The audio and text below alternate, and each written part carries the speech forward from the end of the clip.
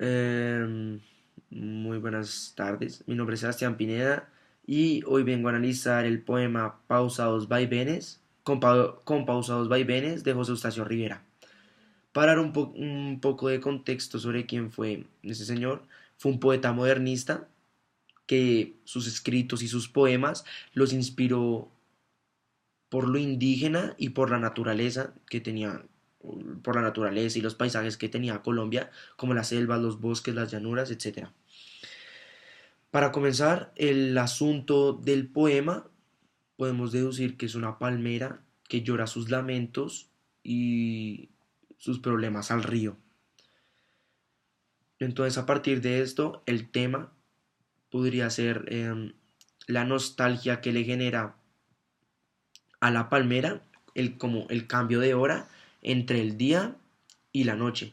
Entonces, podríamos decir que la palmera tiene como un sentimiento de añoranza hacia ese momento. O sea, la palmera no quiere que ese momento como que oscurezca, no quiere que ese momento llegue.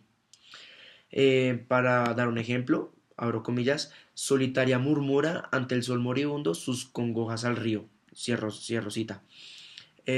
Acá podemos ver cómo dice que la palmera llora al río al ver al sol caer en las montañas y pues al ver que se acerca la noche.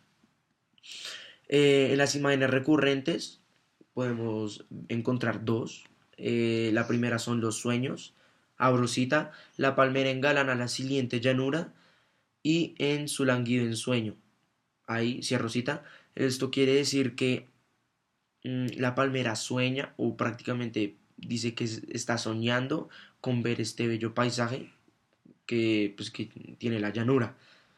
Y la segunda imagen recurrente que podemos ver son las aves, cuando habla sobre, abro cita, vienen las garzas por el cielo sombrío, cierro cita. Esto quiere decir que acá pues, podemos ver como el narrador del poema como que llama, o sea, como desde el punto de vista, desde la palmera, se pueden ver las garzas y las aves volar por el aire, por el cielo sombrío.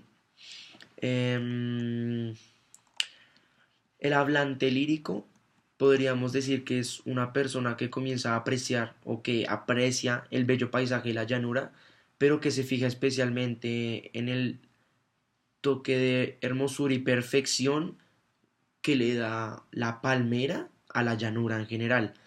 Entonces, abro cita, la palmera engalana la silente llanura. Con el verbo engalana queremos decir que le da un toque de como de belleza. En el temple de ánimo o el tono que podemos ver en el poema es un tanto tranquilo y melancólico, pues melancólico porque sabemos que la palmera como que tiene ese sueño y tiene como esa añoranza de ver el paisaje y que no quiere que se acabe ese momento al llegar la noche. Eh, el oyente lírico, el oyente lírico podríamos decir que vienen siendo los campesinos o en general como la población colombiana, podríamos decir, que no son capaces de apreciar o están tan ocupados en sus problemas del día a día que no son capaces de apreciar eh, los bellos paisajes que tenemos y en general como que no pueden apreciar la naturaleza o que no quieren apreciar la naturaleza. Eh, mm, los recursos estilísticos que más encontré durante el poema fueron la personificación y el hiperbatón. La personificación cuando es pues para que como que sirve para que cuando el narrador le añade acciones humanas a la palmera, ya que prácticamente este es el eje central del poema. El poema se basa en la palmera y desde la perspectiva de la palmera, cuando se está cayendo el sol y llegando como ya no hay más atardecer y llega la noche. La personificación pues que le da al narrador y el hiperbatón para darle como un toque de complejidad y elegancia al poema. Más o menos lo podemos encontrar en la estrofa 3 verso 2 cuando dice de la brisa errabunda. Esto es un hiperbatón, ya que es como un desorden de las palabras, o como de, sí, es un desorden como de la estructura lingüística. Y como ya dije, esto le da como un toque de complejidad y elegancia al poema. Eh, el espacio poético se podría decir que es la llanura, ya que describe a la palmera que se encuentra dentro de una llanura. Esto quiere decir que desde el espacio poético, o sea, la palmera se encuentra en una llanura y todo el poema prácticamente trata de eso. En mundo de referencias podemos ver que José Eustacio Rivera nació en Neiva,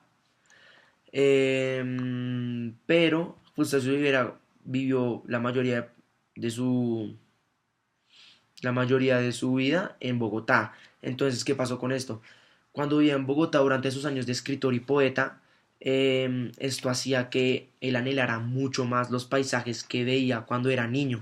Estos paisajes los veía siempre cuando era niño, ya que él nació en Neiva, entonces cuando era niño siempre veía estos hermosos paisajes, pero cuando se mudó a la ciudad de Bogotá, lo único que podía hacer es por eso que los anhelaba tanto y en los poemas se reflejan esa melancolía que él tenía frente a la naturaleza. Mm, en Visión del Mundo podemos ver, como ya había dicho al inicio del análisis, que Rivera como es un poeta modernista, combinó el soneto clásico de versos en decasílabos con los versos alejandrinos. Y esto podemos decir que es una característica típica de los poetas modernistas. Y este toque le da como un toque de belleza, como de, sí, belleza y complejidad al poema. Y esto hace que el lector como que se intrigue más. El oyente lírico como que se intrigue y como que se meta más en el poema. Por último, la visión de la poesía. Analizando el poema, podemos ver que el poema tiene versos de 14 sílabas, lo que quiere decir que los versos son alejandrinos.